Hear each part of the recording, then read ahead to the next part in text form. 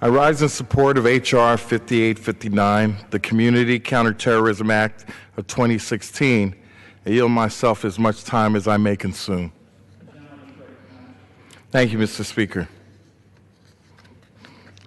Mr. Speaker, over the weekend, a pressure cooker bomb exploded in the Chelsea neighborhood of Manhattan, New York.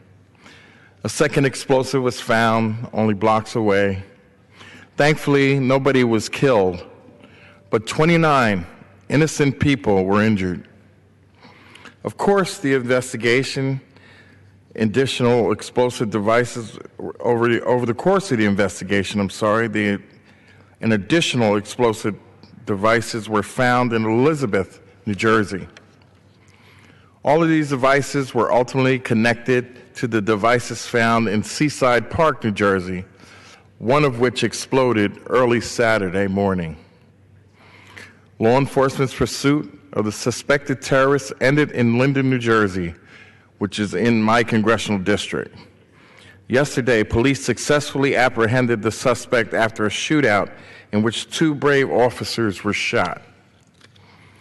Thankfully, we understand that both injured Linden police officers have been released from the hospital, and Officer Padilla and Officer Hammer have even made requests to come back to work. Mr. Speaker, the events of this past weekend reflect the evolving nature of the terrorist threats of our communities are confronting.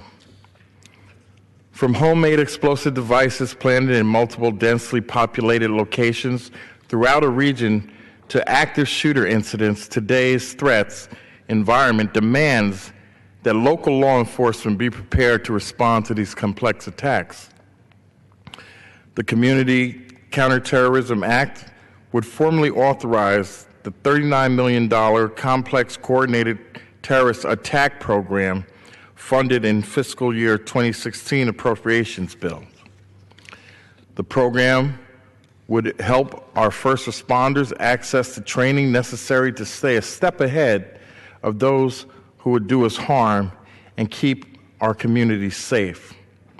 I also want to express my deepest appreciation for the first responders and New Jersey citizens who came to quickly identify and apprehend the suspected men in the bombing issues. By remaining engaged and vigilant, Linden and Elizabeth residents, law enforcement, and first responders kept our community safe and prevented loss of life. And I know a lot of people will not acknowledge the help we got from the Muslim community, but I want to specifically acknowledge their efforts to assist authorities in apprehending the suspect. I urge my colleagues to support this legislation and reserve the balance of my time.